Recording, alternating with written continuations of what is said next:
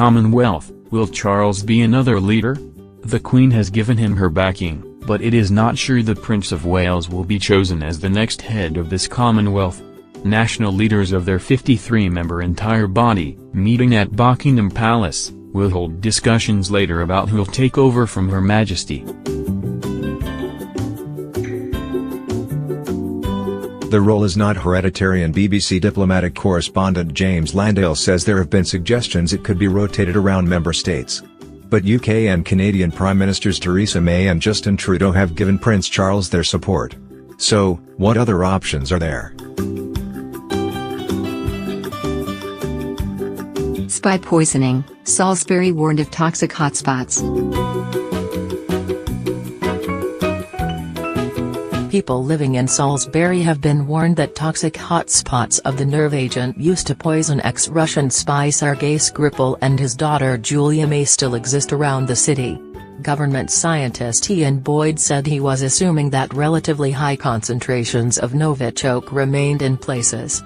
Decontamination work, expected to take months, has begun at 9 locations. Here's what we know so far about the poisonings. Joel first to donate data to Cancer Project. Former Culture Secretary Baroness Joel has become the first person to donate her medical records to the Universal Cancer Databank, a global initiative aimed at improving treatments. The Labour politician, who has an aggressive brain tumor, said she hoped scientists could speed up their efforts as a result of the scheme. Researchers will be able to access the anonymised data in the UCD, set up by an Australian billionaire, for free. 5 ways China's past has shaped its present. By Professor Rana Mitter, Oxford University.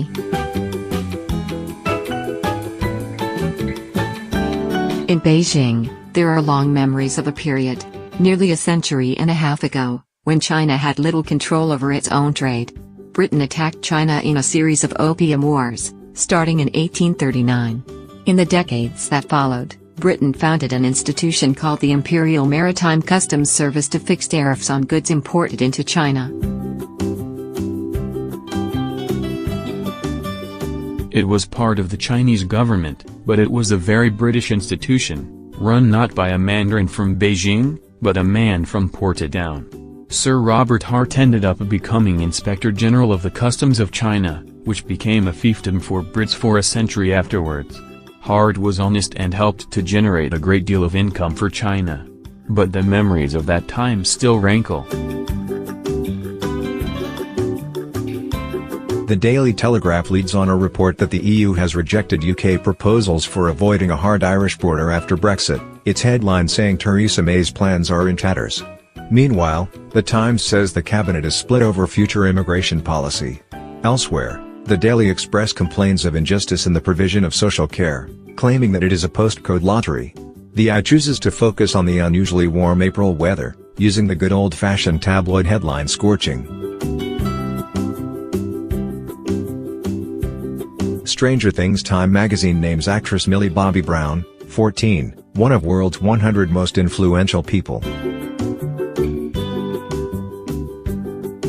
National Trust charity should be more radical, its new boss tells the BBC. Rivers of Blood, the shadow cast by Enoch Powell's speech 50 years ago. 7 days quiz: who's clipping peacock swings?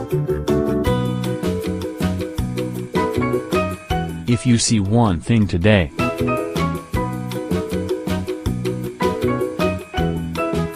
If you listen to one thing today. If you read one thing today.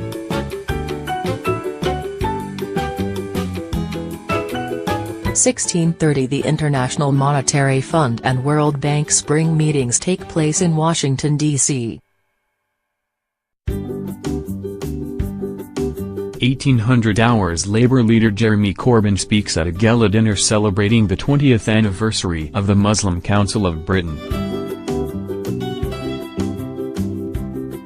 1974 The conflict in Northern Ireland claims its 1,000th victim, a petrol station owner. Death and the Great Barrier Reef, The Atlantic. 5 parenting tips from around the world, Independent. Max Hastings, My Love of Household Chores, Daily Mail.